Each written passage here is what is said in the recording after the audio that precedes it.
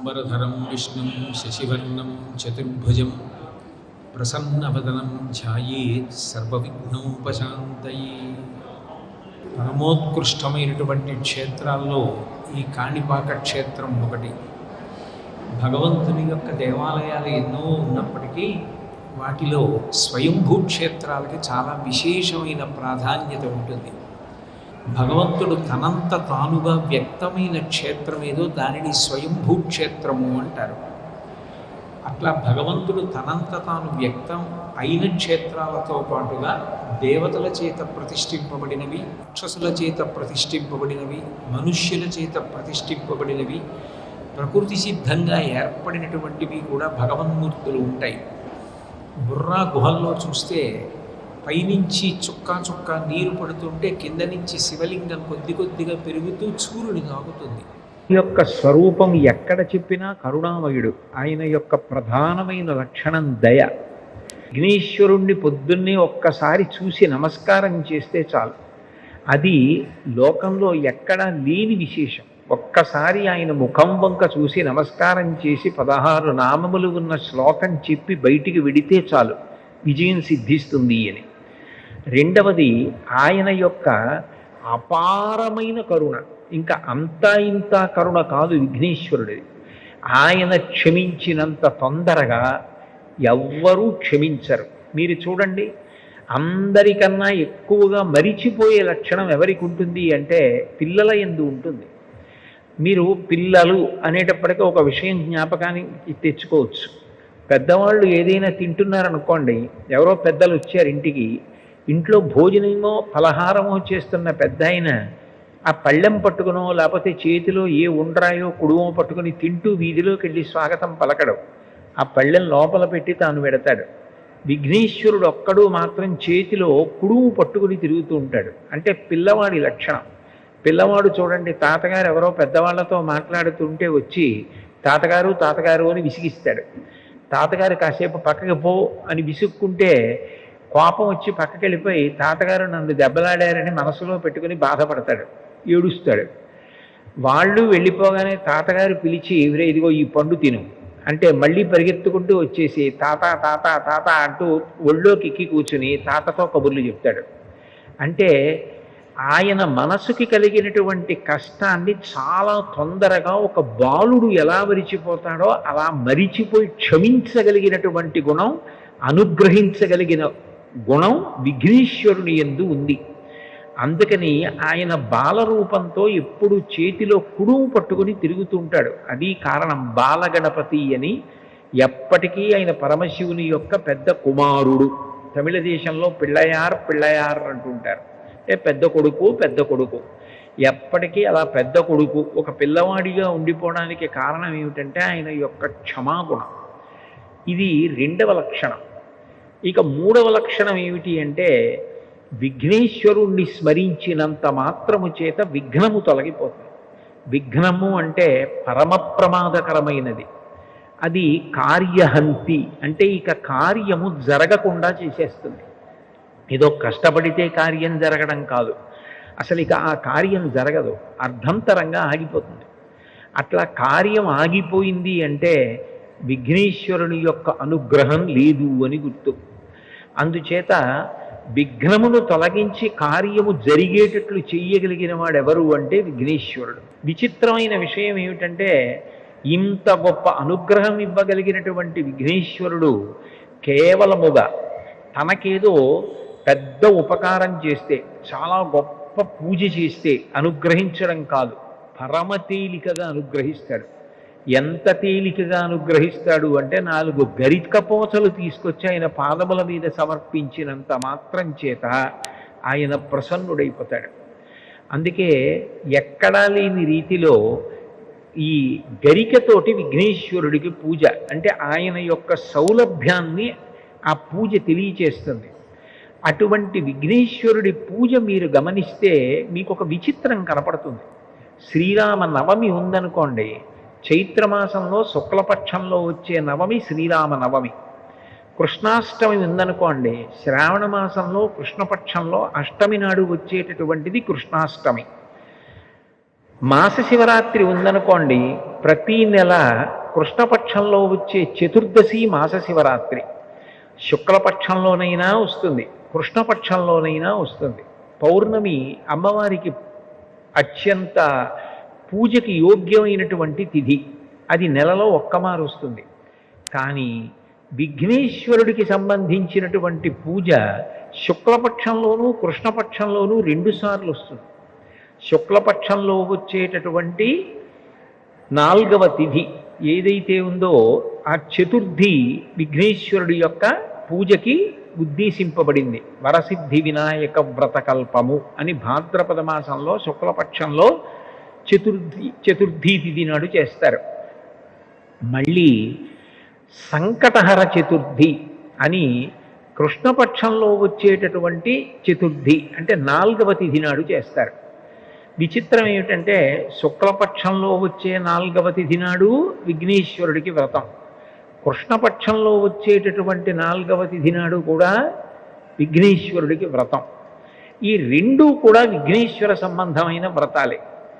ఇంకా విచిత్రమైన విషయం ఏమిటంటే ఈ 2 వ్రతాలని నిర్ణయించినటువంటి వాడు కూడా విఘ్నేశ్వరుడే. ఇవి ఇట్లా జరగాలి, ఈ కల్పం ఇట్లా ఉండాలి, ఇటువంటి కథ చెప్పుకోవాలి అని దానికి నిర్ణయం చేసినటువంటి వాడు కూడా విఘ్నేశ్వరుడే. నిజానికి సంకటం అనేటటువంటి మాట ఊహ చేయడానికే పరమ భయంకరమైనది. జీవితంలో ఏ కారణం చేత కూడా రాకూడని కష్టం ఏది అంటే సంకటం. సంకటము అన్న మాటకు అర్థం ఏమిటంటే ఇరుకైన దాని యందు చిక్కుకొని పోవుట.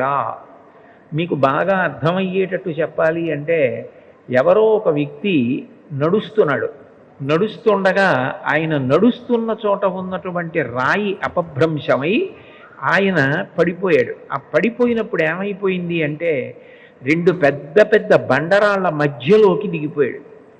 ఇప్పుడు ఆయన బండరాళ్ళు తొలగించలేడు, ఆయన పైకి రాలేడు. ఎవరైనా పట్టుకుని పైకి లాగుదామన్నా జారిపోవడం అయితే జారిపోయాడు, కానీ ఆయన ఆ ఇరుకులోంచి పైకి రాలేడు. బలవంతంగా లాగే ప్రయత్నం చేశారనుకోండి ముక్క ఊడిపోతాడంతే తప్ప ఆయన్ని పైకి లాగలేరు.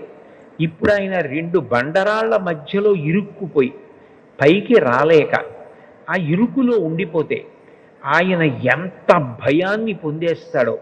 అక్కడ ఇరుక్కుపోయిన వాడు ఇక పైకి రాలేను, నా ప్రయత్నం సరిపోదు, బయట ఉన్నవాళ్ళు కూడా నన్ను తీయడం సాధ్యం కాదు, అటువంటి విచిత్రమైన పరిస్థితుల్లో నేను ఈ ప్రమాదంలో ఇరుక్కుపోయాను, ఇక నేను బయటికి రాలేను అన్నప్పుడు ఆ వ్యక్తి ఎంత కష్టంలో ఉంటాడో అంతటి కష్టం కలగడాన్ని సంకటము అని పిలుస్తారు. అటువంటి సంకటాన్ని కూడా తీయగలిగిన వాడు ఎవరు అంటే విఘ్నేశ్వరుడు. మీరు అందుకే కొంచెం జాగ్రత్తగా పరిశీలిస్తే కాలంలో భాద్రపద మాసంలో వస్తుంది విఘ్నేశ్వరుని యొక్క ఈ చతుర్థి. కారణం ఏమిటంటే మీరు చూడండి, శ్రావణ మాసం వర్షాలు నభోమాసం అంటారు. నల్లటి మబ్బులు ఆకాశంలో బాగా కిందకి దిగి వచ్చేసి చీకటిగా ఉండి విశేషంగా వర్షం పడుతుంది. భాద్రపద మాసం వచ్చేటప్పటికీ అంతకు ముందు శ్రావణ మాసంలో వర్షాలు పడిపోయిన కారణం చేత తీగలు డొంకలు అన్నీ పెరిగిపోతాయి. అరణ్యంలో ముందు శాకాహారం తినే ప్రాణులు బాగా తింటే తప్ప మాంసాహారం తినే ప్రాణులకు ఆహారం దొరకదు. ముందు ఒక కుందేలో లేడో జంకో కడుపు నిండా తిందనుకోండి, అప్పుడు మాంసాహారం తినే పెద్ద పులి సింహం లాంటివి ఆ లేడినో జింకనో తింటాయి. అది తినాలంటే అరణ్యంలో స్వేచ్ఛగా తిరగాలి. తిరగడానికి తీగలు మొక్కలు డొంకలు అడ్డొచ్చేస్తాయి. అప్పుడు దాన్ని తొలగించేది ఎవరు అంటే మొట్టమొదట ఏనుగు నడుస్తుంది. ఏనుగు కేవలం నడిచి వెళ్ళిపోతుంది. ఏనుగు యొక్క శరీరమే దానికి గొప్ప ఉపకరణం. అది నడిచి వెళ్ళిపోతుంటే తీగలు అవి అన్నీ తెగిపోతాయి. దాని తొండంతో అది అడ్డొచ్చిన వాటన్నింటినీ తొలగతోసుకుంటూ కాళ్ళతో తొక్కుతూ వెళ్ళిపోతుంది. ఏనుగు వెళ్ళిపోయిందనుకోండి మార్గం వచ్చేస్తుంది. ఆ మార్గంలో లేళ్ళు జింకలు వెళ్ళిపోతాయి. నాయకుడు అన్న మాటకు అర్థం ఏమిటంటే ముందుండి నడిపించగలిగినటువంటి వాణ్ణి నాయకుడు అంటారు. నయన నాయక, నయనం అంటే కన్ను, ఇది ముందు పనిచేస్తుంది, దూరంగా ఉన్నదాన్ని కూడా చూస్తుంది. మనసు దాని యందు అనురక్తమవుతుంది. ముందు కన్ను విడుతుంది, నాయకుడు ముందెడతాడు, నాయకుడు వెనక మిగిలిన వాళ్ళందరూ నడుస్తారు. ఆ నాయకుడు దారి తప్పాడు అనుకోండి, వెనకనున్న వాళ్ళందరూ కూడా దారి తప్పుతారు. నాయకుడే గోతిలో పడిపోయాడు అనుకోండి, వెనకనున్న వాళ్ళందరూ గోతిలో పడిపోతారు. అందుకని నాయకుడు విశిష్టమైన నాయకుడై ఉండాలి. వి అన్న అక్షరానికి సంస్కృతంలో గొప్పది అన్న అర్థం ఉంటుంది, చెడ్డది అన్న అర్థం ఉంటుంది. అది సందర్భాన్ని బట్టి వి ఎలా వాడారు అన్నది చూసుకోవాలి. వినాయకుడు అంటే విశిష్టమైన నాయకుడు. విఘ్నేశ్వరుడికి ఒక్క నమస్కారం పెడితే ఆయన ముందు నడుస్తాడు. ఆయన ముందు నడుస్తున్నాడు అనుకోండి, విఘ్నములన్నిటినీ పోగొట్టేస్తాడు. మీకు ఆశ్చర్యకరమైన విషయం ఏమిటంటే, విఘ్నేశ్వరుడు విఘ్నములను పోగొట్టడమే కాదు, విఘ్నమును కల్పిస్తాడు కూడా. ఒక్కొక్క చోట ఇద్దరు వినాయకులు ఉంటారు. ఇద్దరు వినాయకులుంటే గుర్తు ఏమిటంటే, ఒకడు విఘ్నకరుడు, విఘ్నాన్ని కల్పిస్తాడు. ఇంకొక ఆయన విఘ్నహరుడు, విఘ్నాన్ని తీసేస్తాడు. విఘ్నం ఎందుకు కల్పిస్తాడు అంటే, ఒకడు అత్యంత ప్రమాదకరమైన పని ఏదో చేయబోతున్నాడు అనుకోండి, వాడు సమాజానికి అంతటికీ కూడా ప్రమాదము జరిగేటటువంటి పని సమాజం మీద అక్కసుతో చేయడానికి సిద్ధపడుతున్నాడు. వాడు చేద్దామనుకున్న పని జరగకుండా విఘ్నేశ్వరుడు అడ్డొచ్చి సమాజాన్ని కాపాడతాడు. అప్పుడు ఆయన విఘ్నకరుడు. అంటే చెడు చేసే వాళ్ళకి విఘ్నం కల్పించి చెడు జరగకుండా చేసి సమాజాన్ని కాపాడతాడు. మంచి చేసే వాళ్ళకి విఘ్నం అడ్డు రాకుండా చూసి విఘ్నాన్ని తొలగించి కాపాడతాడు. అందుకని విఘ్నకరుడు, విఘ్నహరుడు అని ఇద్దరు వినాయకులు ఒకే దేవాలయంలో కనపడితే అది గుర్తు. అటువంటి విఘ్నేశ్వరుడు సంకటహర వినాయకుడు. అంటే ఆయన సంకటంలో పడిపోయి జీవితంలో ఇక పైకి రాలేకపోయినటువంటి అత్యంత ఇరుకైన ప్రదేశంలో చిక్కుకుపోయిన వాణ్ణి కూడా, అంత కష్టంలో పడిపోయిన వాణ్ణి కూడా పైకెత్తుతాడు. నిజంగా చెప్పాలి అంటే జీవితంలో సంకటహర చతుర్థి అనేటటువంటిది చేసుకుని తీరాలి. సంకటహర చతుర్థి వ్రతం ఒక్కసారైనా చెయ్యాలి. నేనైతే ఏం చెప్తానంటే, వ్యక్తిగతంగా సాధ్యమైనంత వరకు సంకటహర చతుర్థి వ్రతాన్ని ప్రతివారు సంవత్సరంలో ఒకసారైనా చేసుకోవడం అలవాటు చేసుకోవాలి. నేను ఎందుకు ఈ మాట అంటున్నానంటే, వేదవ్యాసుడు దేవీ భాగవతం చేస్తూ ఒక మాట అంటాడు, కాలో హి బలవాన్ కర్త సతతం సుఖదుఃఖయో నరాణం పరతంత్రాణం పుణ్య పాపానుయోగత. భగవంతుడు మనకొక సుఖాన్ని ఇస్తే మన పుణ్యాన్ని అడ్డుపెట్టిస్తాడు. మనకి దుఃఖాన్ని ఇస్తే మనం చేసిన పాపాన్ని అడ్డుపెట్టిస్తాడు. నేను చేసిన పుణ్యమేదో నాకేం తెలుసు, నేను చేసిన పాపమేదో నాకేం తెలుసు, అనుభవంలోకి వచ్చేశాక తెలుస్తుంది. అది అనుభవంలోకి వచ్చేసి సంకటం ఏర్పడిపోయిన తరువాత పరుగులు తీసే కన్నా అటువంటి సంకట స్థితి రాకుండా ముందే సంకటహర చతుర్థి వ్రతాన్ని చేసుకున్నారనుకోండి, శాస్త్రం మీద నమ్మకం ఉండడమే శ్రద్ధ అని పిలువబడుతుంది. దాని వలన వచ్చే ఇబ్బంది ఏముంది?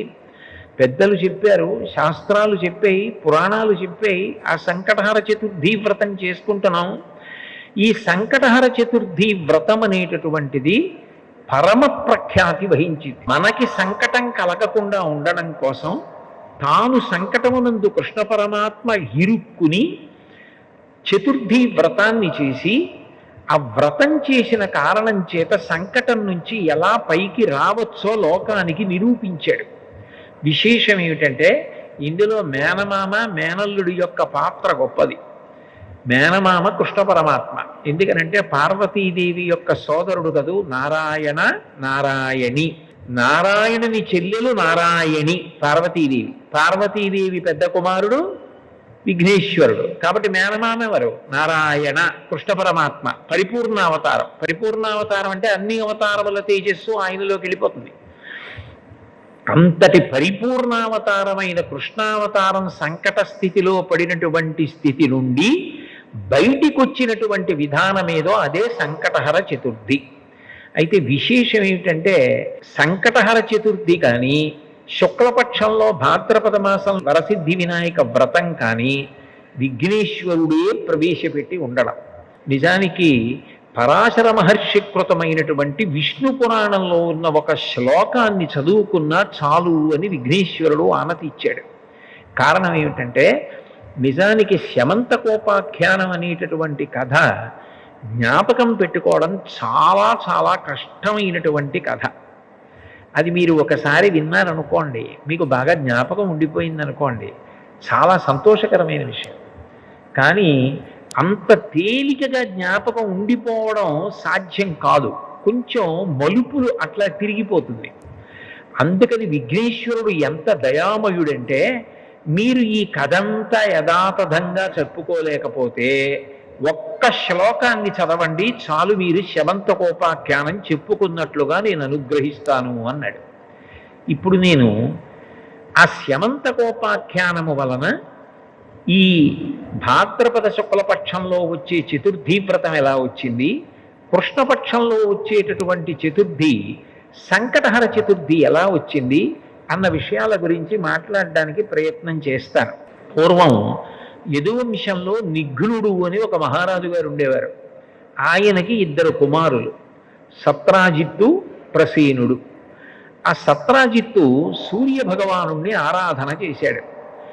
ఆరాధన చేసినప్పుడు సూర్య భగవానుడు ప్రత్యక్షమయ్యాడు. ప్రత్యక్షంగా కంటికి కనపడేటటువంటి పరబ్రహ్మస్వరూపం సూర్య భగవానుడు. సృష్టికర్త, స్థితికర్త, ప్రళయకర్త ముగ్గురు కలిసిపోయి ఒక వెలుగుల ముద్ద అయిపోయి కనపడితే ఈ కంటితో చూడడానికి వీలైనటువంటి పరబ్రహ్మస్వరూపం సూర్య భగవానుడు.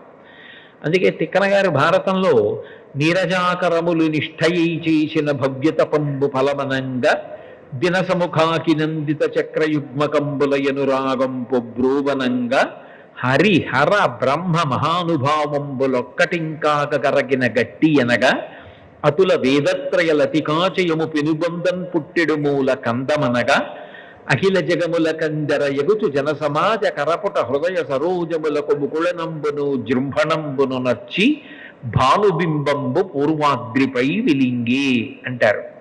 హరి హర బ్రహ్మ మహానుభావంబులొక్కటింకాగరగిన గట్టి అనగా సృష్టికర్త, స్థితికర్త, ప్రళయకర్త ముగ్గురు కలిసి పరబ్రహ్మముగా ఈ కంటితో చూడడానికి వీలైన కాంతిపుంజంగా ఆకాశంలో ప్రకాశిస్తే అదే సూర్యనారాయణమూర్తి.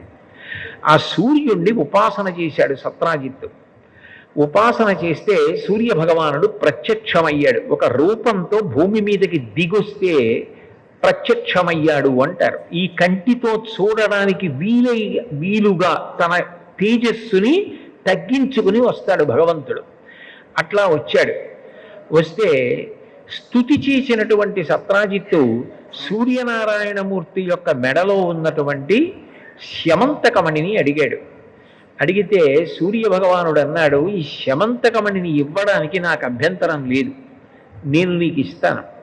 కానీ ఈ శమంతకమణి వలన కొన్ని ప్రయోజనాలు ఉన్నాయి, కొన్ని ప్రమాదాలు ఉన్నాయి. ఈ శమంతకమణి రోజుకి విశేషంగా బంగారాన్ని ఇస్తుంది, బారువుల బంగారం ఇస్తుంది. అంత బంగారం ఒక వ్యక్తి దగ్గర పెరిగిపోతే లోకకంటకుడవుతాడు. అంటే లోకమంతా కూడా ఆయన్ని నిందిస్తుంది, అంత డబ్బు ఉందని అసూయ చేత. అది ఒకటో ప్రమాదం. రెండవది, ఈ శమంతకమణి ఎవరు మెడలో వేసుకున్నారో వారు ఎప్పుడూ బాహ్యమునందు ఆంతరమునందు శౌచంతో ఉండాలి. అంటే మూత్ర విసర్జన చేసినా, శరీరంలోంచి ఏదైనా మలం బయటికి వెళ్ళినా వెంటనే కాళ్ళు చేతులు కడుక్కుని ఆచమనం చేయాలి, స్నానం చేయాలి. లోపల దుర్మార్గమైన ఆలోచనలు రాకూడదు. అటువంటివి కానీ వచ్చి ఈ మణిని మెడలో ధరిస్తే అది ఎవరు మెడలో వేసుకున్నారో వాళ్ళని సంహరిస్తుంది, వాళ్ళు చనిపోతారు. కాబట్టి ఈ మణి వలన ప్రయోజనము ఉంది, ప్రమాదము ఉంది. ఈ మణి ఎక్కడ ఉంటుందో అక్కడ దుర్భిక్షం ఉండదు, కరువు ఉండదు, కాటకం ఉండదు, అనారోగ్యం ఉండదు, ప్రమాదకరమైన వ్యాధులు ఉండవు. ఇవన్నీ శమంతకమణి ఉన్న చోట ఉండే లక్షణాలు. శమంతకమణి ధరించిన వ్యక్తి బాహ్యాభ్యంతర శౌచాన్ని పొంది ఉండకపోతే మాత్రం ఆ వ్యక్తి మరణిస్తాడు అని చెప్పి సూర్య భగవానుడు శమంతకమణిని సత్రాజిత్తుకి ఇచ్చాడు. సత్రాజిత్తు సంతోషంగా ఆ మణిని మెడలో వేసుకుని నగర వీధులలో వస్తున్నాడు. ద్వారకానగర పౌరులందరూ కూడా ఆ సత్రాజిత్తుని చూసి ఎంత తేజస్సుతో వెలిగిపోతున్నాడో, బహుశः ఎవరో దేవత వస్తున్నాడు కృష్ణ పరమాత్మ దర్శనానికి అనుకొని పరిగెత్తికెళ్ళి కృష్ణుడికి చెప్పారు.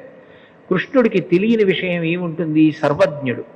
సూర్యనారాయణమూర్తి నుండి వరంగా స్యమంతకమణిని సత్రాజిత్తు పొందాడు అన్న విషయాన్ని గ్రహించి సత్రాజిత్తుని సభకి పిలిపించి, వ్యక్తి ఐశ్వర్యవంతుడైపోయి ప్రభుత్వం పేదదైపోతే అర్థం లేని విషయం అయిపోతుంది.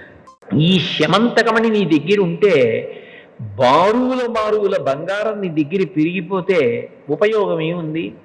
ఇది మహారాజు దగ్గర ఉంటే ఈ బంగారం దేశక్షేమానికి వినియోగించవచ్చు.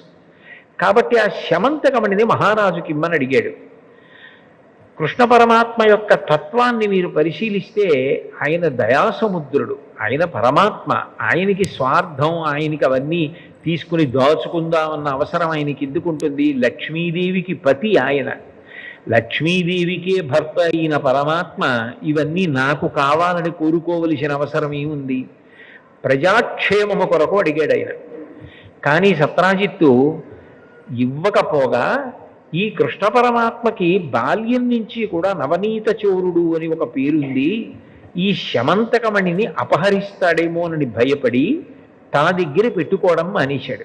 అంటే ఆంతరమునందు శౌచము పోయింది, భగవంతుడికి వ్యతిరేకమైన ఆలోచన వచ్చింది, స్వార్థం పెరిగిపోయింది. ప్రభువు దగ్గర ఉండవలసినది తన దగ్గరే ఉండాలని కోరిక పెరిగింది. ఇదంతా కూడా ఆంతర శౌచం పోవడానికి కారణమైంది. తన దగ్గర ఉంటే ప్రమాదం జరుగుతుందేమో అని తన తమ్ముడు ప్రసేనజిత్తుకి ఇచ్చి, ఇది నువ్వు మెడలో వేసుకు తిరిగన్నాడు. ప్రసేనజిత్తు మెడలో వేసుకు తిరుగుతూ ఉండేవాడు. ఒక రోజున ప్రసేనజిత్తు వేటకి బయలుదేరాడు. బయలుదేరి వేటకి వెళ్ళినప్పుడు అనుకోకుండా ఆయనతో పాటు కృష్ణ పరమాత్మ కూడా వెళ్ళాడు. అనేక మంది పౌరులు కూడా వెళ్ళారు. అరణ్యంలో క్రూర మృగాల్ని వేటాడుతున్నారు. సమయం తెలియలేదు. వేట అనేటటువంటిది తమకంతో కూడుకున్నది. జూదం, వేట, వీటిలో ఎంత సమయం పోయిందన్నది తెలియదు. తమకం కలుగుతుంది. ఆ తమకము చేత చీకటి పడిపోయింది, వేటాడుతూనే ఉన్నారు. ఈలోగా ప్రసేనజిత్తు శరీర శోధన చేసుకోవలసి వచ్చింది. శరీర శోధన అంటే శరీరంలో పెరిగిపోయినటువంటి అపవిత్రమైన మలినమైనటువంటి నీరు మూత్రంగా విడిచిపెట్టేయడం, ఇటువంటి పనులు. అవి విడిచిపెడితే కాళ్ళు చేతులు కడుక్కోవాలి, ఆచమనం చెయ్యాలి, లేకపోతే బాహ్య శౌచం ఉండదు. కాబట్టి చీకటి పడిపోయే సమయానికి ప్రసేనజిత్తు అరణ్యంలో శరీర శోధన చేశాడు. కానీ కాళ్ళు చేతులు కడుక్కొని ఆచమనం చేయలేదు. దాంతో బాహ్య శౌచం పోయింది. ఎప్పుడైతే బాహ్య శౌచం పోయిందో శమంతకమణి వలన ప్రమాదం ఏర్పడుతుంది. ఇప్పుడు బాగా అరణ్యం, ఆ పైన చీకటి పడిపోయింది. ఈ ప్రసేనజిత్తు గుర్రం మీద తిరిగి ఊరు వెళ్ళిపోతున్నాడు ద్వారకా నగరానికి. అకస్మాత్తుగా ఎక్కడి నుంచో ఒక సింహం వచ్చి ప్రసేనజిత్తు మీద పడి ఒక్క ఊదుటలోనే ఆ ప్రసేనజిత్తుని చంపేసింది. చంపేసి ఆయన శరీరాన్ని కొంత తినేసింది, గుర్రాన్ని కొంత తినేసింది. అంత చీకటిలో కూడా వెలిగిపోతున్నటువంటి ఆ శమంతకమణిని ఆశ్చర్యంతో చూసి తినడానికి పనికి రాకపోయినా నోట కరుచుకుని పట్టుకుపోయింది. దానికి ఎందుకో పనికిరాదు, కానీ అంత ఆకర్షణీయంగా ఉంది ఆ శమంతకమణి. అంత చీకట్లో కూడా వెలిగిపోతోంది, దేవుతో అని నోట కరుచుకుని పోయింది. చీకటి పడిపోయింది, ప్రసేనజిత్తు కనపడలేదు, అందరూ ఇంటికి వెళ్ళిపోయారు. వెంటనే సత్రాజిత్ అన్నాడు, ఈ శమంతకమణిని కృష్ణ పరమాత్మ అడిగాడు, నేను ఇవ్వనన్నాను. ఈయనకి బాల్యం నుంచి నవనీత చౌర్యం అవి అలవాటు ఉన్నాయి, నేను ఇవ్వలేదని చీకటి పడిన తరువాత బహుశः ఈయనే నా తమ్ముడి దగ్గర శమంతకమణిని అపహరించి ఉంటాడు అన్నాడు. అనేటప్పటికి అపవాదం వచ్చింది కృష్ణ పరమాత్మకి. లోకం ఎలా ఉంటుందంటే, ఇవాళ పొగిడితే అందరూ పొగుడుతారు. ఎవడో ఏదో ఆధారం లేకుండా ఓ మాట అన్నాడు అనుకోండి, పూర్వాపరాలు విచారించకుండా అందరూ రాళ్ళు విసురుతారు. అది లోకానికి ఉండేటటువంటి లక్షణం. అందరూ కృష్ణ పరమాత్మ దొంగ దొంగ ప్రసేనజిత్తు దగ్గర శమంతకమణిని అపహరించాడన్నారు. ఆయన వచ్చిన అపనింద పోగొట్టుకోవడానికి మరునాడు అరణ్యంలోకి వెళ్ళాడు. వెళ్ళి వెతికితే ఒక చోట ప్రసేనజిత్తు యొక్క కళేబరం శవం కనపడింది. అప్పటికే దాన్ని కొంత భాగం సింహం తినేసింది, గుర్రాన్ని తినేసింది. శమంతకమణి కనపడలేదు. ఆయన అన్నాడు, నాకే పాపం తెలీదు, మీరు చూశారు కదా, నేను చంపితే శమంతకమణి కోసం సగం తినేసి ఉండవు కదా ఈ శరీరాలు, సగం తినేసి ఉన్నాయంటే ఇతన్ని క్రూర మృగం చంపింది అన్నాడు. అంటే అక్కడున్న ప్రజలు అన్నారు, నిజమే, ఈయన్ని ఏదో క్రూర మృగం తింది, గుర్రాన్ని క్రూర మృగం తింది. మరి నిజంగా క్రూర మృగమే తింటే శమంతకమణిని తిందగా, అది ఉండాలిగా. అది లేదంటే దాని అర్థం కృష్ణుడు రాత్రి ప్రసేనజిత్తుని చంపేసి శమంతకమణిని పట్టుకుపోయాడు. ఆ చనిపోయిన ప్రసేనజిత్తు కింద పడిపోయాడు, ఆ గుర్రం పడిపోయింది. వాటిని క్రూర మృగాలు తిన్నాయి, మణిని మాత్రం కృష్ణుడే అపహరించాడన్నారు. తనేదో వచ్చిన అపనింద పోగొట్టుకోవడానికి ప్రయత్నం చేస్తే అపనింద మరీ పెరిగిపోయింది. నేను మొట్టమొదటే మీకు ఉపమానంలో చెప్పానే, రాళ్ల మధ్యలో ఇరుక్కుపోయిన వ్యక్తి బయటికి రావడానికి ప్రయత్నం చేస్తే ఇంకా ఇంకా దిగబడిపోయినట్టుగా, ఊబిలో దిగబడిపోతున్న వ్యక్తిలా ఇంకా దిగబడిపోయాడు. కాదు, నా మీద వచ్చిన అపవాదు పోగొట్టుకోవాలని ఆయన మరింత ప్రయత్నం చేద్దామని అక్కడ ఏ అడుగుజాడలు ఉన్నాయి చూశాడు. సింహం యొక్క అడుగుజాడలు కనపడ్డాయి. కాబట్టి సింహం చంపింది ప్రసేనజిత్తుని. మరి శమంతకమణిని కూడా సింహమే తీసుకుని పోయి ఉంటుందని అడుగుజాడలు బట్టి సింహం ఎటిళ్ళిందో అటు వెళ్ళాడు. కొంతసేపు అయిన తర్వాత ఒక భల్లూకం యొక్క అడుగుజాడలు కనపడ్డాయి. సింహము భల్లూకము పెనుగులాడినట్టుగా అర్థమైంది. ఈ రోజులలో నేర పరిశోధన ఎలా చేస్తారో ఆ రోజుల్లో కృష్ణ పరమాత్మ అంత కష్టపడ్డాడు తను నిర్దోషిని నిరూపించుకోవడానికి. అక్కడ భల్లూకపు అడుగుజాడలు కనపడ్డాయి. కనబడితే కృష్ణుడు అన్నాడు, చూశారు కదా, సింహం బహుశः నోటితో కరుచుకుని శమంతకమణిని పట్టుకెళ్ళింది. భల్లూకం వచ్చి సింహాన్ని చంపింది. అందుకే ఇదిగో ఇక్కడ సింహం కళేబరం పడుంది, సింహం పడుంది, సింహం దగ్గర భల్లూకం ఆ మణిని పట్టుకుపోయింది అన్నాడు. అంటే ప్రజలు అన్నారు, నువ్వు చెప్పడం ఎంత గడుసుతనంగా చెప్పినే వినేవాడు నమ్మేటట్టుగా చెప్పాలి కదా కృష్ణ. ఎక్కడైనా లోకంలో భల్లూకాన్ని సింహం చంపుతుందా, సింహాన్ని భల్లూకం చంపుతుందా? సింహం శమంతకమణి అట్టుకెళ్ళిందా? భల్లూకం వచ్చి సింహాన్ని చంపిందా? చంపి భల్లూకం పట్టుకెళ్ళిపోయిందా శమంతకమణిని? ఇది మళ్ళీ ఇంకో కొత్త అబద్ధం సృష్టించావు నువ్వు అన్నారు. ఎంత బయటికి వద్దామని ప్రయత్నం చేస్తే అంతగా అపవాదు బలపడిపోతోందనుకుని భల్లూకం ఎటు వెళ్ళిందో అటు వెళ్ళారు. వెడితే ఆ భల్లూకం ఒక పెద్ద గుహలోకి వెళ్ళిపోయినట్లుగా కనపడింది. కృష్ణ పరమాత్మ గుహలోకి దిగి నడుస్తున్నాడు. అది బహు ఇరుకుగా ఉంది. ఆయన తన శరీరపు కాంతిని దీపంగా చేసుకుని నడుస్తున్నాడు. వాళ్ళకి అనుమానం వచ్చింది, వెనకనొచ్చిన వాళ్ళకి, ఒరే మనందరినీ ఇట్లాగే మెల్లగా గుహలోకి తీసుకెళ్ళి తను తప్పుకుని మన నీ గుహలో ఉంచేసి ఏరాళ్ళు అడ్డుపెట్టి వెళ్ళిపోతాడో ఏమిటో, ఎందుకు వచ్చిన గొడవ? నువ్వు నిజంగా నిర్దోషివైతే ఆ భల్లూకాన్ని చంపి శమంతకమణిని పట్టుకుని రా, నమ్ముతాం. అప్పటిదాకా మేము గుహ బయట ఉంటామని వాళ్ళందరూ వెళ్ళిపోయి గుహ బయట నించున్నారు. ఒక్క కృష్ణుడిని గుహలో వదిలేశారు. ఆయన గుహలో బయలుదేరి లోపలికి వెడుతున్నాడు. వెడుతుంటే కొంత దూరం వెళ్ళిన తర్వాత ఒక యవ్వనంలో ఉన్నటువంటి ఒక స్త్రీ నిలబడి ఊయల ఊపుతోంది. చూడగానే భగవంతుని యందు ఆమెకి అంత అనురాగం కలిగింది. కథ తిరగాలి కదూ. అంబవంతుడు లేచి వచ్చాడు. అక్కడ కృష్ణ పరమాత్మ ఉన్నాడు. చూడగానే పరపురుషుడు, ఇక్కడికి ఎందుకు వచ్చావు అని అడిగాడు. నువ్వెవరని అడిగాడు కృష్ణుడు. మాట పెరిగింది. ఇద్దరూ యుద్ధం మొదలుపెట్టారు. 21 రోజుల యుద్ధం జరిగింది. ఆ యుద్ధం జరగడంలో స్రవించినటువంటి రక్తం ప్రవహించి ఏటిగా బయటికి వెళ్ళింది. బహుశः విఘ్నేశ్వరుడు ఎక్కడ వ్యక్తమై విఘ్నేశ్వరుడు ఎక్కడ అనుగ్రహం చూపించాలన్న ప్రవాహం ముందలా వెడుతుందో ఏమో మరి. కాణిపాకంలో కూడా మరి అలాగేగా, బావిలోంచి మొట్టమొదట నెత్తురే వచ్చింది.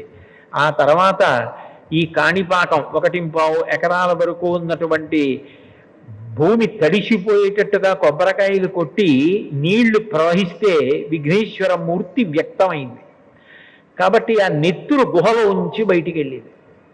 వాళ్ళు అనుకున్నారు లోపల ఏదో పెద్ద యుద్ధం జరుగుతోంది, కృష్ణుడు భల్లూకంతో చేశాడో భల్లూక సైన్యంతో చేశాడో కృష్ణుడిని మట్టు పెట్టారో మనకి తెలియదు, కానీ ఇద్దరిలో ఎవరు బయటకు వచ్చినా ప్రమాదం, మనకెందుకు వచ్చిన గొడవని, పోతే కృష్ణుడు కదా పోతాడని చెప్పేసి బండలు అడ్డు పెట్టి వాళ్ళు వెళ్ళిపోయారు. లోపల 21 రోజుల యుద్ధం జరుగుతుండగా కృష్ణుడు జాంబవంతుడితో మల్ల యుద్ధం చేస్తూ గట్టిగా ఒకళ్ళనొకళ్ళు పట్టుకుని గుద్దుకుంటున్నారు. ఆ సమయంలో జాంబవంతుడికి అనుమానం వచ్చింది, నాతో ఇంతకాలం యుద్ధం ఎవరు చెయ్యరు, 21 రోజుల యుద్ధం చేస్తున్నాడు, ఈయన్ని చూస్తూ ఉంటే నాకేదో పరవశం కలుగుతోంది, నా శక్తి తగ్గుతోంది, ఈయన శక్తి పెరుగుతోంది. నేను ఇట్లా ఎవరిని చూశాను అంటే త్రేతాయుగంలో రామచంద్రమూర్తిని చూశాను, ఆయనని సేవించాను.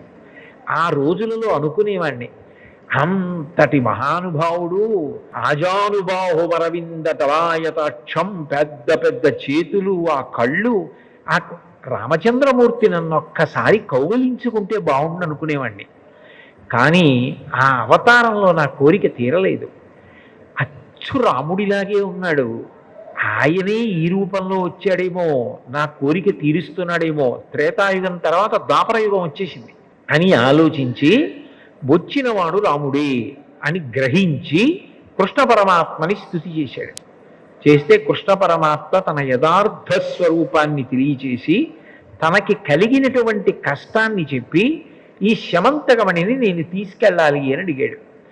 పరమ సంతోషం స్వామి, మీకు శమంతకమణి ఇవ్వడానికి నాకు అభ్యంతరం ఏముంటుంది, శమంతకమణే కాదు దీనితో పాటుగా నీకు నా కుమార్తె అయిన జాంబవతినిచ్చి వివాహం చేస్తున్నానన్నాడు. అంటే ఇప్పుడు మీరు బాగా గుర్తుపట్టాలి, శమంతకోపాఖ్యానంలో శమంతకమణి కృష్ణుడికి పెళ్లిళ్ళు చేయడం మొదలెట్టింది, శమంతకమణితో పాటు జాంబవతి కూడా లభించింది. ఇప్పుడు కృష్ణుడు జాంబవతిని శమంతకమణిని తీసుకుని ద్వారకానగరానికి వచ్చి, ఇదిగో నా యందు ఏ దోషం లేదు, శమంతకమణిని తీసుకొచ్చాను, సత్రాజిత్తు నీకు ఇచ్చేస్తున్నాను, నేను మీ తమ్ముడిని చంపలేదు, ఇప్పటికైనా నమ్ముతావా, జాంబవంతుడు తీసుకెళ్ళాడు, ఇదిగో జాంబవంతుడిని ఓడించి తీసుకొచ్చాను, జాంబవతిని కూడా పరిణయం ఆడుతున్నాను అని చెప్పాడు. సత్రాజిత్తు చాలా పరితాపం పొందాడు. అక్కడతో అయిపోతే సంకటహర చతుర్థి శమంతకోపాఖ్యానం గుర్తుపెట్టుకోవడం కష్టం అనవలసిన అవసరం ఏముందండి. కానీ అక్కడతో అవలేదు కథ. సంకటంలో పడిపోవడం అంటే అంత తేలిగ్గా వదిలిపెడుతుందా సంకటం అన్నది. ఆ సత్రాజిత్ అన్నాడు, నాకు మగపిల్లలు లేరు, ఉన్నది ఒకే ఒక ఆడపిల్ల సత్యభామ, ఆ సత్యభామని నీకు ఇచ్చి పెళ్లి చేస్తాను, ఎందుకంటే నేను నీ మీద అపవాదు వేశాను, మా తమ్ముడిని చంపేశామని, నువ్వింత కష్టపడి నాకు శమంతకమని నీకు ఇచ్చావు, నా పాపం పోవాలంటే నా కూతుర్ని నీకు ఇచ్చి పెళ్లి చేస్తాను, నా కూతుర్ని వివాహం చేసుకోమని సత్యభామనిచ్చి పెళ్లి చేశాడు. ఇప్పుడు రెండో పెళ్లి శమంతకమణి వల్ల, ఉన్నది నాకొక్క కూతురు, ఎప్పటికైనా ఈ మణి అల్లుడికే వెళ్ళాలి, కాబట్టి ఈ మణి నీకు ఇచ్చేస్తాను, తీసేసుకోమన్నాడు. తీసేసుకోమంటే కృష్ణ పరమాత్మ అన్నాడు, ఇప్పటికే దాన్ని అడిగినందుకే నా మీద అపవాదులు వచ్చాయి, నువ్వు నాకు కోరి కోరి ఇచ్చినా దాని వలన ఏ ఇబ్బంది వస్తుందో నీ దగ్గరే పెట్టుకో, తర్వాత చూద్దాం, నీకేమైనా అయిపోతే అప్పుడు చూద్దాం, నీ దగ్గర ఉంచమన్నాడు. సత్రాజిత్తు దగ్గర ఉంచుకున్నాడు. అక్కడ వరకు కథ బాగుంది కదా, కొంతవరకు గుర్తుపెట్టుకోవచ్చు. కానీ ఇబ్బంది ఎక్కడ వచ్చిందంటే, ఆ కాలంలో అక్రూరుడు, కృతవర్మ, శతధన్వుడు అని ముగ్గురు ఉండేవారు. అక్రూరుడు మహాభక్తుడు, మీరు అక్రూరుడు గురించి వినుంటారు. కంస సంహారానికి భాగవతంలో బలరామకృష్ణుల్ని తీసుకెళ్ళింది అక్రూరుడి, అంతటి మహాభక్తుడు అక్రూరుడు. అటువంటి అక్రూరుడు, కృతవర్మ, శతధన్వుడు, వీళ్ళు ముగ్గురు సత్రాజిత్తుని సత్యభామనిచ్చి పెళ్లి చెయ్యమని అడుగుతుండేవారు. అడిగితే సత్రాజిత్ అనేవాడు, ఇంకా నిర్ణయించుకోలేదు, మీ ముగ్గురులో ఎవరికో ఒకళ్ళకిచ్చి వివాహం చేస్తానంటూ ఉండేవాడు. అకస్మాత్తుగా ఈ సంఘటన జరిగి ఎప్పుడైతే శమంతకమణిని కృష్ణ పరమాత్మ తీసుకొచ్చి ఇచ్చేశాడో, అంత కష్టపడ్డాడో అపవాదు నుంచి బయటపడడానికి, బాధపడినటువంటి సత్రాజిత్తు సత్యభామని కృష్ణ పరమాత్మకిచ్చి వివాహం చేశాడు. దాంతో వాళ్ళ ముగ్గురికి కోపం బయలుదేరింది. మాకిస్తానన్న సత్యభామని ఇవ్వకుండా కృష్ణుడికి ఇచ్చాడు అని.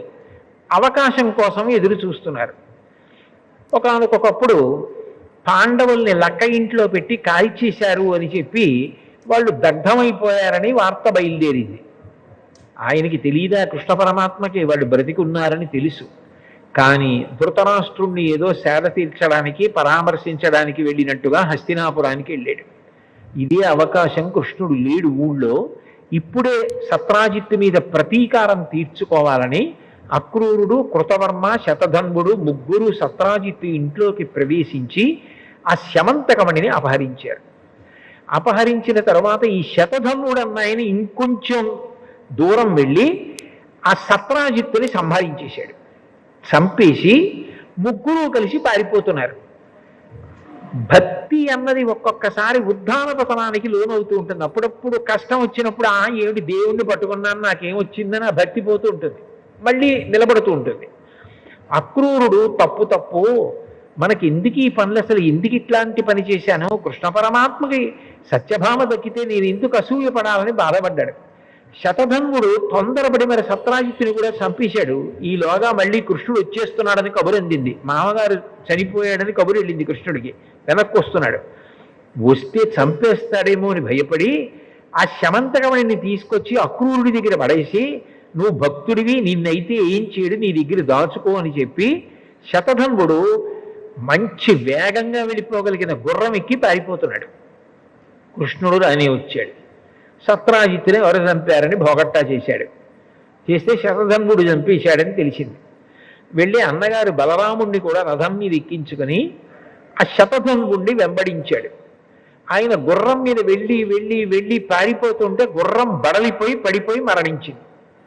ఈ శతధన్వుడు వెనక కృష్ణుడు వచ్చేస్తున్నాడన్న భయంతో పరిగెత్తుకుంటూ చెట్ల మధ్య నుంచి వెళ్ళిపోతున్నాడు. రథం ఎలా వెడుతుంది, మనిషి వెళ్ళినట్టుగా రథం వెళ్ళలేదుగా చెట్ల మధ్య. అందుకని కృష్ణుడు అన్నాడు రథం దిగి, అన్నయ్య నువ్వు రథంలో కూర్చో, నేను వెళ్ళి శతధన్వుణ్ణి శిక్ష వేసి ఆ శమంతకమణిని తీసుకొస్తానని చెప్పి అన్నగారిని బలరాముడి రథంలో కూర్చోబెట్టి తాను పరిగెత్తుకుంటూ వెళ్ళి శతధన్వుణ్ణి పట్టుకుంటే శతధన్వుడితో యుద్ధం జరగడంలో శతధన్వుణ్ణి సంహరించి ఒళ్ళంతా వెతికాడు. శమంతకమణి కనపడలేదు. ఆయన అక్రూరుడి దగ్గర పెట్టేశాడు. అక్రూరుడు ఇంతటి మహానుభావుడు కృష్ణ పరమాత్మకి ముఖం ఎలా చూపిస్తానని ఆ ఊళ్ళో ఉండకుండా కాశీ వెళ్ళిపోయాడు. అది అక్రూరుడి దగ్గర ఉందని, అక్రూరుడు కాశీ వెళ్ళిపోయాడని ఎవ్వరికీ తెలియదు. కృతవర్మ దేశాలు పట్టిపోయాడు. అసలు ఆ శమంతకమణి ఎక్కడుందో ఎవరికీ తెలియదు. శతధన్వుడి దగ్గర దొరకలేదు. కృష్ణ పరమాత్మ తిరిగి వచ్చి రథంలో కూర్చున్న బలరాముడితో చెప్పాడు, అన్నయ్య ఆ శతధన్వుడిని సంహరించాను, ఒళ్ళంతా వెతికాను, కానీ ఎక్కడా శమంతకమణి లేదన్నయ్యా అన్నాడు. అంటే బలరాముడు అన్నాడు, నువ్వు చిన్నప్పటి నుంచి నవనీత చౌర్యం అవి నీకు అలవాటే, ఆ శమంతకమణి తీసుకొస్తే అన్నదమ్ములం కాబట్టి మన ఇద్దరికీ చెందుతుంది, బంగారం రోజు ఇద్దరం సగం సగం తీసుకోవలసి ఉంటుంది, మీ మామగారు సత్రాజిత్తు కదా నీకిచ్చాడు, అందుకని చెప్పి నాకెందుకు ఇవ్వాలన్న ఉద్దేశ్యంతో శమంతకమణి దొరకలేదని అబద్ధం చెప్పేస్తున్నావు, చిన్నతనం నుంచి నీ లీలలు ఇంతే, నేను నీతో కలిసి ఉండనని చెప్పి ఆయన రథం దిగిపోయి మిథిలా నగరానికి వెళ్ళిపోయాడు. ఇదెక్కడి ప్రారంభం రా ఈ శమంతకమణితో అనుకుని కృష్ణ పరమాత్మ అంతఃపురానికి దిగాలుబడి సత్యభామకి అనుమానం బయలుదేరింది, జాంబవతికి అనుమానం బయలుదేరింది. వాళ్ళకెందుకు అనుమానం అంటే సత్యభామ అనుకుంది, ఇది యథార్థానికి మా నాన్నగారు ఇచ్చారు అల్లుడికి, కానీ అంతకన్నా ముందు నిజానికి ఎవరిచ్చారు, జాంబవంతుడు ఇచ్చాడు ప్రసేనుణ్ణి చంపి సింహం తీసుకుపోతుంటే. ఇప్పుడు ఆ శమంతకమణి కృష్ణుడి దగ్గర ఉంటే సత్రాజిత్ ఇచ్చాడన్న పేరు వస్తుందేమో, సత్యభామ వెలిగిపోతుంది అన్న ఉద్దేశ్యంతో జాంబవతి మీద ప్రేమతో అది ఎక్కడో దాచేశాడు కృష్ణుడు. దాచేసి పోయిందని చెప్పేస్తున్నాడు. జాంబవతికి ప్రీతి చేయడం కోసమని మా నాన్నగారిచ్చారన్న మాట రాకుండా ఉండడం కోసం కనపట్టలేదని చెప్తున్నాడని సత్యభామ అనుకుంది. నిజానికి మా నాన్నగారు కదా సింహాన్ని చంపి తీసుకొచ్చి కృష్ణుడికి ఇచ్చింది, కానీ సత్రాజిత్తు మీద ప్రేమతో సత్యభామ మీద ప్రేమతో మా నాన్నగారి పేరు మాటుకెళ్ళిపోయేటట్టుగా చేయడానికి మణి కనపట్టలేదని చెప్పేస్తున్నారు ఆయన అని జాంబవతి అనుకుంది. ఇటు భార్య జాంబవతి అనుమానించింది, అటు భార్య సత్యభామ అనుమానించింది. ఇటు అన్నగారు ఊరు వదిలిపెట్టి వెళ్ళిపోయాడు. ఊళ్ళో పౌరులందరూ మళ్ళీ మనం అనుకున్నాం కానీ కన్ను అలాగే ఉంది కృష్ణుడికి ఆ శమంతకమణి మీద, పట్టుకొచ్చినట్టే పట్టుకొచ్చి మళ్ళీ దాన్ని ఆయనే ఎత్తుకుపోయాడు అని మళ్ళీ వదంతి బయలుదేరి. అసలు ఇందులోంచి బయటికి ఎట్లా రావాలి? ఇది బయటికి రావాలంటే శమంతకమణి ఎక్కడుందో తెలియాలి. శమంతకమణి అక్రూరుడి దగ్గర ఉంది, అక్రూరుడు పట్టుకుపోయాడని ఊహించడానికి అవకాశమే లేదు. ఎందుకంటే ఆయన మహాభక్తుడు, ఆయన ఎత్తుకుపోయాడని ఎవరు అనుకోరు, ఆయన పట్టుకుపోయాడు. ఇప్పుడు ఈ కథకి ముగింపు ఎలా? ఈ సంకటం ఏమిటి నాకు? ఇందులోంచి అసలు ఈ ఇరుకులోంచి బయటికి ఎలా రావాలి? అన్నయ్య ఎప్పటికొస్తాడు? బయటికి వెడితే ఎవరు చూసినా నన్ను నింద చేసేవాళ్లే. అంటే సంకటం అన్నది వస్తే ఎంత భయంకరంగా ఉంటుందో, అన్నం తిననివ్వదు, నీళ్లు తాగనివ్వదు, పడుకోనివ్వదు, తనవారు కూడా తనని అనుమానిస్తారు. అది ఎంత భయంకరంగా ఉంటుందో మనం అనుభవిస్తే తట్టుకోలేమని దయాళు అయినటువంటి కృష్ణ పరమాత్మ అనుభవించి చూపించాడు మనకి. అప్పుడు ఆయన ఆలోచన చేస్తూ బాధతో కూర్చున్నాడు అంతఃపురంలో. ఎలా నేను ఈ సంకటం నుంచి బయటికి వస్తాను, ఎలా పోతుంది నాకు ఈ అపవాదని. అసలు ఇంతకీ ఈ కథలో ఇప్పటి వరకు మీకు ఎక్కడైనా వినాయకుడు కానీ చంద్రుడు కానీ కనపడ్డా? ఇప్పటి వరకు కనపడరు శమంతకోపాఖ్యానం. అదో పెద్ద చలనచిత్రం శమంతకోపాఖ్యానం. చిత్రం ఏంటంటే అప్పుడు నారద మహర్షి వచ్చారు. వచ్చి, కృష్ణ నువ్వు బెంగ పెట్టుకోకు, నువ్వు ఏ రోజున ప్రసేనజిత్తుతో కలిసి వేటకి వెళ్ళావో జ్ఞాపకం తెచ్చుకో అన్నారు. ఆయన బాగా జ్ఞాపకం తెచ్చుకొని గుర్తొచ్చింది, భాద్రపద మాసంలో శుక్లపక్షంలో చతుర్థి తిథి నాడు వెళ్ళాను, అదే నీ కొంప ముంచేసింది. ఆ రోజు చీకటి పడిన తరువాత నువ్వు ప్రసేనుడితో పాటుగా తిరిగి వస్తున్నప్పుడు తల ఎత్తి చంద్రబింబాన్ని చూశావు. చంద్రబింబాన్ని చూసిన కారణం చేత నీకు అపనిందలు రావాలి, అందుకని అపనిందలన్నీ వచ్చాయి, అందుకని ఇంత సంకటంలో పడిపోయావు.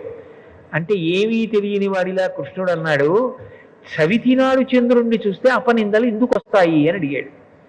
అడిగితే దానికొక కథ ఉందని కథలో కథ.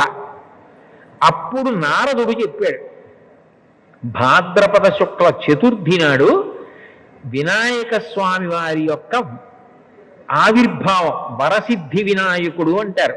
మీరు చూడండి, వర శబ్దం వేశారనుకోండి, ఇక ఇది అది అని లేదు, ఏదైనా అని దాని లక్షణం, శ్రేష్టమైన, అధికమైన అని.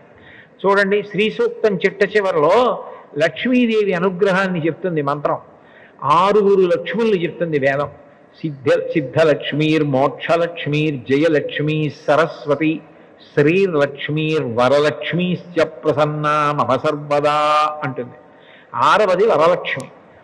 వర అంటే శ్రేష్టమైన, ఇక అది ఇది అని లేదు, ఏదైనా ఇవ్వగలిగిన స్వరూపం. అదే శ్రావణ మాసంలో చేసేటటువంటి వరలక్ష్మి వ్రతం. అటువంటి వరసిద్ధి వినాయక, ఏదైనా ఇవ్వగలిగినటువంటి గొప్ప శక్తివంతుడుగా విఘ్నేశ్వరుడు ఆవిర్భవించాడు. అలా ఇవ్వాలంటే ఏం చేయాలి? మనలో తప్పులు చూడడం మొదలెట్టాడు అనుకోండి, ఇవ్వలేడు. ఆయన పిల్లవాడిగా, అంటే నేను మొట్టమొదట్లో ప్రసంగంలో చెప్పానే, పిల్లవాడి మనస్తత్వం ఎలా ఉంటుందో అంతగా మన తప్పులను మరిచిపోగలిగిన ప్రేమైక మూర్తిగా అవతార స్వీకారం చేశాడు భాద్రపద శుక్ల చవితి నాడు. ఆయన పరబ్రహ్మంకి అవతారం ఉంటుంది కాబట్టి ఆవిర్భావ దినోత్సవం వరసిద్ధి వినాయకుడిగా వచ్చాడు. ఆయన తల్లిగారు పెట్టిన పదార్థాలన్నీ తిని, నేను ఎప్పుడూ చిన్న పిల్లవాడిలా ఉంటాను, లోకంలో ఉండి అందరినీ అనుగ్రహిస్తాను, మీ తప్పులు మరిచిపోతూ ఉంటాను అని చెప్పడానికి ఆ కుడువులు ఉండ్రాళ్ళు చేత పట్టుకుని నడిచి వెడుతున్నాడు. చంద్రుడు ఆకాశంలోంచి చూశాడు. చూసి ఆయన అనుకున్నాడు, ఎంత వికారంగా ఉన్నాడు ఈ పిల్లాడు, ఏనుగు ముఖం, ఒకటే దంతం, పెద్ద బొజ్జ, పొట్టి కాళ్ళు, మరుగుజ్జు స్వరూపం అని అనుకుని పెద్ద నవ్వు నవ్వాడు. చంద్రుడికి ఎందుకు విఘ్నేశ్వరుణ్ణి చూస్తే అంత నవ్వు వచ్చిందంటే, లోకంలో ఎవరైనా చాలా అందంగా ఉన్నారనుకోండి, వెంటనే చంద్రుడి లాంటి ముఖం ఉన్నవాళ్ళు అని వర్ణిస్తారు. చంద్రముఖి అని మనకి వర్ణన కనపడుతుంటుంది, ఆమె ముఖము బింబము వలె ఉన్నది అని. చంద్రుడు అంటే అందగాడు అని లోకంలో ఒక ప్రఖ్యాతి. అయితే నిజానికి బాహ్యంగా చాలా అందంగా ఉంటాడేమో కానీ చంద్రుడు ఆయన ప్రవర్తన యందు దోషాలు ఉన్నాయి. దోషాలు ఉండబట్టే కదా కళలు పెరగడం తరగడం మామగారి శాపం ఇచ్చాడు. అలాగే గురువు గారి విషయంలో కూడా దోషం ఉందని కదా చంద్రుడి గురించి లోకంలో ప్రఖ్యాతి. నడవడి విషయంలో అందరినీ అనుగ్రహించడంలో విఘ్నేశ్వరుడు గొప్పవాడు. కేవలంగా బాహ్యంలో అందంగా ఉండేవాడు చంద్రుడు. నిజానికి ప్రవర్తనలో అనుగ్రహించడంలో విఘ్నేశ్వరుడు ఎక్కడ, చంద్రుడు ఎక్కడ? పిల్లవాడి రూపంలో ఉండి నేను అందరినీ క్షమిస్తాను, నా విశాల హృదయం ఇటువంటిదని చెప్పడానికి వినాయకుడు పిల్లవాడిగా వెడుతుంటే ఆయన్ని చూసి పక పక పక పక నవ్వాడు. వెంటనే వినాయకుడు ఆలోచించి, ఓహో నీకు అందం ఎందుకు వచ్చింది? పరబ్రహ్మమైనటువంటి నేను అనుగ్రహించబట్టి. నీకు ఆ విషయం జ్ఞాపకం లేదు. నేను అందగాణ్ణి అన్న అహంకారంతో నన్ను చూసి వికటంగా నవ్వావు. మనిషికి ఏదైనా ఉండొచ్చు, అహంకారం స్వార్థం ఈ రెండు మనిషిని వృద్ధిలోకి రానివ్వవు. ప్రతిదానికి స్వార్థమే. ఎప్పుడూ ఒళ్ళు కందకూడదు, బట్ట నలగకూడదు, ఏ పని చేయకూడదు. అట్లా బ్రతికేద్దామని అనుకోవడం తప్పు కదా. ఒళ్ళు నలగాలి, చెమట పట్టాలి, సమాజం కోసం కష్టపడాలి, ఏదో ఒక పని చెయ్యాలి. ఏమీ చెయ్యకుండా కూర్చుంటానంటే దాని వలన ఎలా శ్రేయస్సు కలుగుతుంది? అది మంచి పద్ధతి కానే కాదు. కాబట్టి నీకు అహంకారం కలిగింది, స్వార్థం ఉన్నది, ఈ రెండు నీకున్నాయి. కాబట్టి దీనికి విరుగుడు నీకు శాపం ఇస్తున్నాను. అందరూ నిన్ను చూసి అబ్బా చంద్రబింబం, అబ్బా చంద్రబింబం అంటారని కదా నీకు అహంకారం. ఇవాళ నుంచి నిన్ను ఎవరైనా చూస్తే లోకంలో వాళ్ళకి అపనిందలు వస్తాయి అని శపించాడు విఘ్నేశ్వరుడు.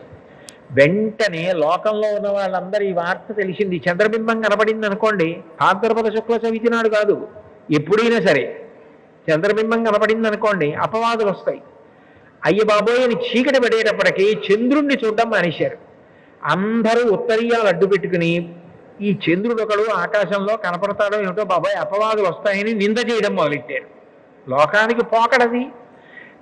చీకటి పడకముందే పని పూర్తి చేసుకోండి, బయటికి వెడితే ఆయనూడు ఆకాశంలో అండం మొదలెట్టారు.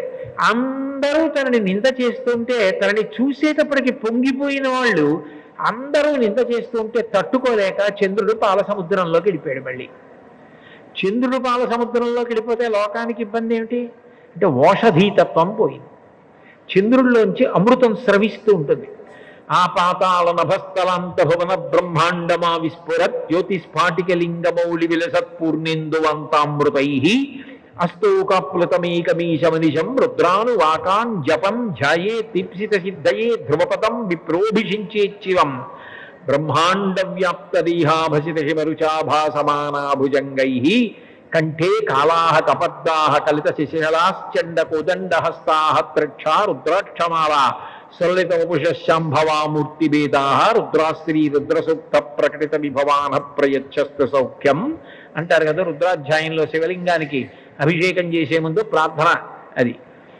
ఆ చంద్రుల్లోంచి అమృతం పడుతూ ఉంటుంది, ఆయన కిరణములలోంచి అమృతం స్రవిస్తుంది. అది గింజల మీద పడింది అనుకోండి, పంట పండినప్పుడు ఎన్నేళ్లు దాచినా మళ్ళీ మీరు ధాన్యం పట్టుకెళ్ళి భూమిలో చల్లితే అందులోంచి మొక్క వస్తుంది. ఒక్క మొక్క వస్తే కంకు వస్తే ఇంత ధాన్యం వస్తుంది. అమృతతత్వం పోయిందనుకోండి, ఇక మళ్ళీ ఆ గింజ వేస్తే మొక్క రాదు. చంద్రకిరణములు లేకపోతే అమృతత్వం ఉండదు, ఓషధులు ఉండవు. ఓషధీతత్వం లేకపోతే అన్నం ఎలా దొరుకుతుంది? మళ్ళీ మళ్ళీ పంట ఎలా పండుతుంది? లోకం గగ్గోలు పెట్టి బ్రహ్మగారి దగ్గరికి వెళ్ళింది. ఏ ఇబ్బంది వచ్చినా దేవతలు కానీ మనుష్యులు కానీ బ్రహ్మగారి దగ్గరికి వెడతారు. అందరూ కలిసి బ్రహ్మగారి దగ్గరికి వెళ్ళారు. వెడితే బ్రహ్మగారు అన్నారు, ఇది విఘ్నేశ్వర శాపం చంద్రుడికి. ఆయన విఘ్నేశ్వరుణ్ణి చూసి వికటంగా నవ్వాడు. అహంకారంతో స్వార్థంతో శపించాడు విఘ్నేశ్వరుడు, నిన్ను చూస్తే అపనిందలు వస్తాయని.